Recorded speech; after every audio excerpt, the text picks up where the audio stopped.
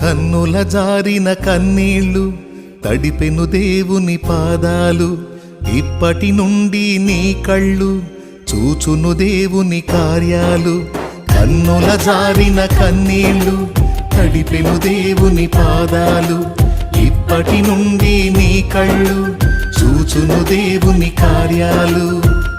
ఉందిలే దీవెనా